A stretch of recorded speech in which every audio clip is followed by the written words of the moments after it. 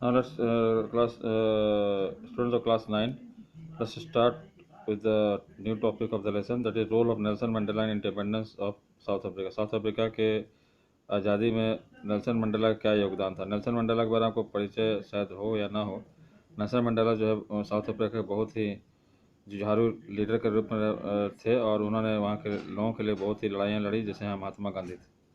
Nelson Mandela was tried to for treason by the white South African government.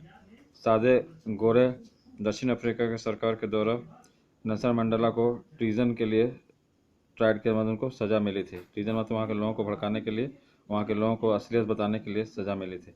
He and 7 other leaders were sentence to life imprisonment in 1964। 1964 में उनको और उनके 7 सहयोगियों को और भी लीडर्स को जो है आजीवन कारावास की सज़ा दे दी गई थी 1964 में, for daring to oppose the apartheid government. वहाँ के जो गवर्नमेंट थे, जो ऐसे ही सरकार जो कि वहाँ के लोगों में भेदभाव करती थी, ऐसी सरकार के विरोध करने के रूप में के लिए उनको ऐसे सज़ा दी गई थी। Mandela spend 28 years in South Africa prison Robben island.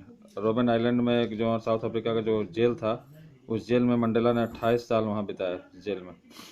Towards a new constitution. अब सही तो हम लोग नेल्सन मंडेला के बारे में कुछ पढ़े हम लोग, वहाँ का उनका रोल साउथ अफ्रीका के इंडिपेंडेंस के लिए क्या था। अब हम लोग टुवार्ड्स द न्यू कॉन्स्टिट्यूशन, अब नए संविधान के बारे में पढ़ते हैं। As protest and struggles against apartheid increase, जैसे जैसे विरोध और स्ट्रगल बढ़ता चला गया, the white government realise that they could no longer keep the blacks under their rule through repression, है ना। जैसे जैसे वहाँ का विरोध बढ़ता चला गया, लड़ाइयाँ बढ़ती चली गई, अपार्थाइड है ना, अगेंस्ट अपार्थाइड इंक्रीज्ड, है ना। द वाइट गवर्नमेंट रियलाइज, सरकार जो गोरे लोगों की सरकार थी उसमें उनको एहसास हो गया कि वो बहुत दिन तक इन काले लोगों को दबा के नहीं रह सकती है, और है ना। The white regime change it's policy, इसीलिए जो गोरे लोग की सरकार थी, गोरे लोग जो थे अपने नीतियों में थोड़ा बदलाव लाए ताकि काले लोगों को भी थोड़ा सा अच्छा लगे। डिस्क्रिमिनेटरी लॉज वेयर रिपील्ड, मतलब उनका जो भेदभाव का जो नीति था, कानून था, उसमें थोड़ा सा बदलाव लाया गया।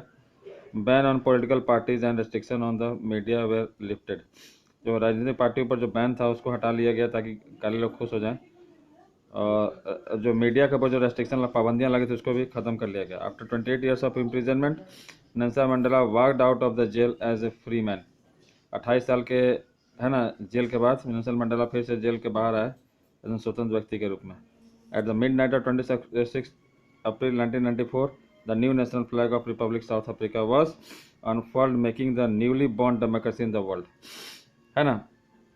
26 अप्रैल 1994, बहुत अभी हाल में, 26 अप्रैल 1994 के मध्य रात्रि को नेशनल फ्लैग जो है Republic of south Africa, south Africa के जो गणतंत्र का जो राष्ट्रीय ध्वज जो है वो फहराया, मार्किंग द न्यूली बॉर्न, और इससे साफ जाहिर हो गया कि वहाँ ये फहरा कर ये साबित किया गया कि यहाँ जो है ये डेमोक्रेसी, है ना, नया सबसे नया डेमोक्रेसी विश्व का उभर कर सामने आया है।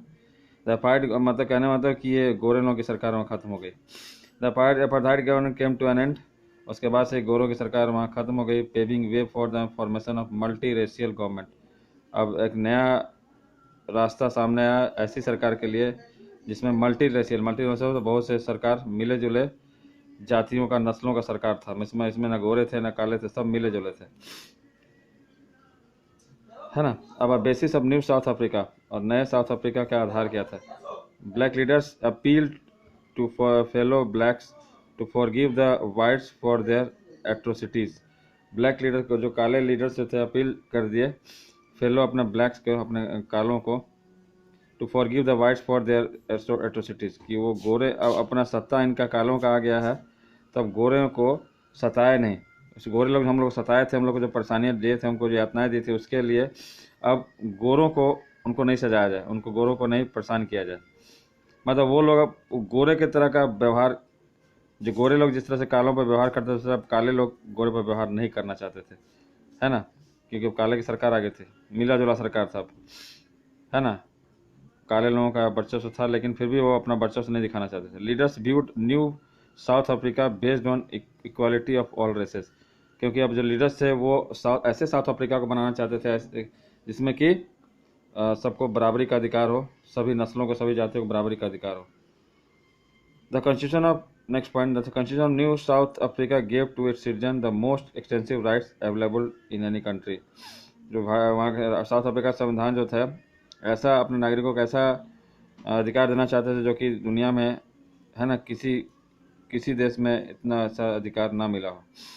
Together the blacks and the whites decided to search for a solution to the problem. और दोनों अब काले और गोरे एक साथ बैठकर अब डिसाइड करते थे, ऐसा सोल्यूशन निकालना चाहते थे ताकि इस तरह का प्रॉब्लम फिर से दोबारा देश में ना आए।